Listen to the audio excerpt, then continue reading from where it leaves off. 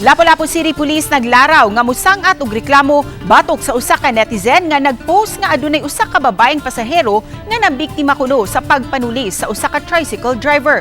Apan base sa gihimong investigasyon sa kapulisan, usa ka motorsiklo ang gisakyan sa babay ug way tulis nga nahitabo. Atong sayran sa report ni Luan Mayrondina.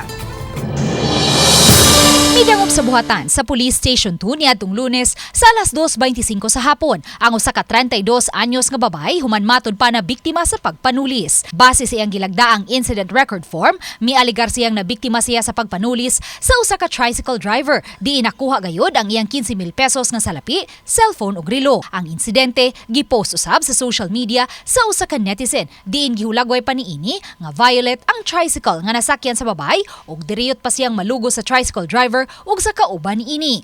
Ang naasoyng babay migawas gikan sa usa ka subdivision nga nahimutang sa Barangay Agos pasado alas 2 sa kadlaw niadtong Lunes. Busa ang mga personnel na sa Police Station 4 ang mihimo sa pakisusi kay ubos kini sa ilang jurisdiksyon. Ug nasubay sa mga pulis sa CCTV sa naasoyng subdivision nga dili tricycle ang gisakyan sa babay kundi usa ka motorsiklo. Sa laing CCTV footage sa Barangay Basak nga nakuha sa kapulisan, makita ang paggawas sa gisakyang motorsiklo sa babay ug wa gayud siya mibalhin og sakay sa laing tricycle. Apan maong motorsiklo gihapon ang iyang gisakyan hangtod na sa pag-abot niya sa may humay-humay. Mao to napanood na to ang iya ra gitong gibuhat nga istorya. Considering wala gitay nakita ang tricycle nga gisakyan. Kun dili katurang habal-habal nga iyang gisakyan then nagako siya at the same time gibalhin niya ang katong nag-drive sa habal-habal is gipahuam pag siya jacket. Ang Federation of Lapu-Lapu City Tricycle Operators and Drivers Association Confiltoda mihimo usab og kaugalingong pakisusi. Kung doon na sila concern sa mga driver, tricycle. So, human sila mo blatter, pwede na sila makaari, makahatag, mo inquire, magpatabang sa opisina sa Piltuda.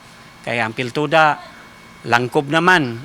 Medyo dako naman ang ato ang scope karon kaya halos tanan nga mga tricycle nagkalinya. Ilang gikadismaya ang pagkalambigit sa mga tricycle driver sa pasangil nga post sa social media nga wa man gani kini matarong pagkumpirmar.